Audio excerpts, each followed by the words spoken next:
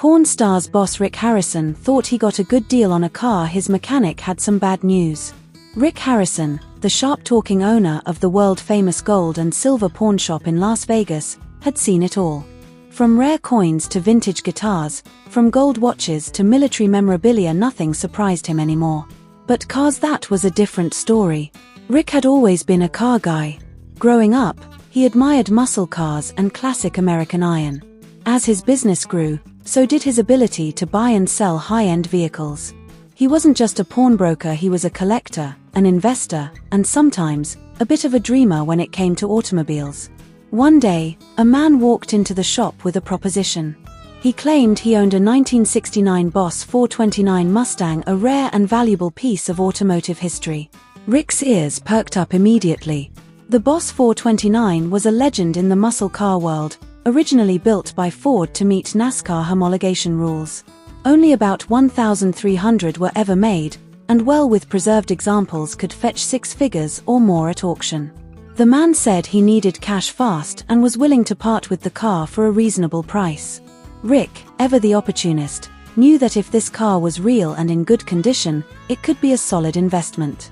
He examined the vehicle himself, checked the VIN, looked under the hood, and took it for a short test drive. It seemed solid. The body was straight, the engine sounded strong, and the interior was mostly intact.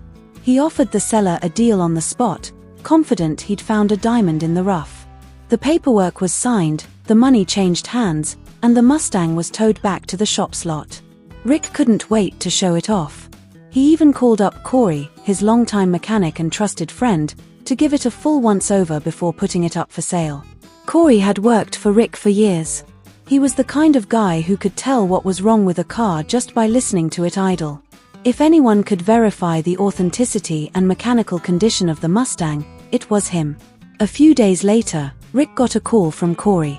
"Hey boss," Corey said, his voice unusually serious. "You need to come down here." Rick frowned. "What's going on?" "It's about the Mustang." Rick arrived at the garage to find Corey leaning against a workbench, arms crossed, looking grim. The Mustang sat on the lift, its hood open and various panels removed. "What's the problem?" Rick asked, walking over. Corey shook his head. "Rick, this isn't a real Boss 429. Rick stopped in his tracks. "What do you mean it's not real?" "I mean it's a clone," Corey said. "They took a regular Mustang and dressed it up to look like a Boss 429. The engine? It's not even close. And the VIN doesn't match any known Boss 429 production numbers." Rick's face hardened. "Are you sure?" "I triple-checked," Corey replied.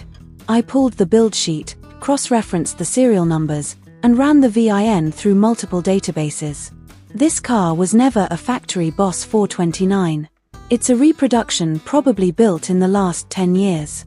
Rick exhaled sharply, rubbing the back of his neck. He felt the sting of embarrassment creeping in. He'd prided himself on being able to spot fakes, especially when it came to cars. And now, he'd bought one. "Okay," he muttered. "So how much damage are we talking?" Corey gave him a sympathetic look.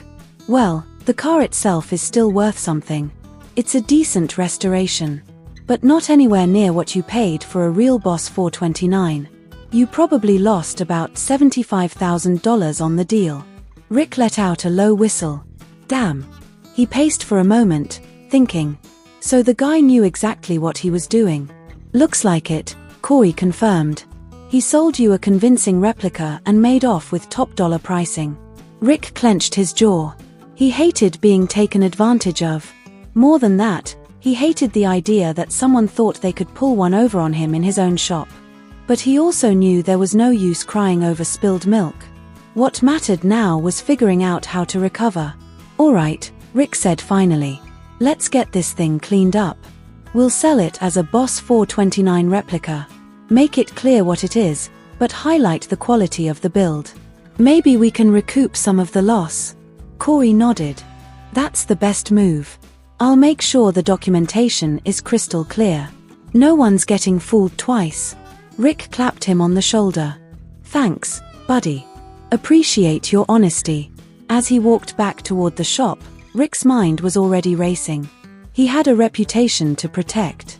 And next time, he'd double-check everything himself before handing over the cash. Later that evening, Rick sat in his office, flipping through old car magazines and nursing a cup of coffee. Austin, his son and business partner, wandered in. "Dad, heard about the Mustang," Austin said carefully. "You okay?" Rick chuckled dryly. "Define okay." Austin smirked. "It happens to everyone, right?" "Not to me," Rick said. "At least, not usually." Austin leaned against the desk. "So what are you gonna do?" Rick sighed.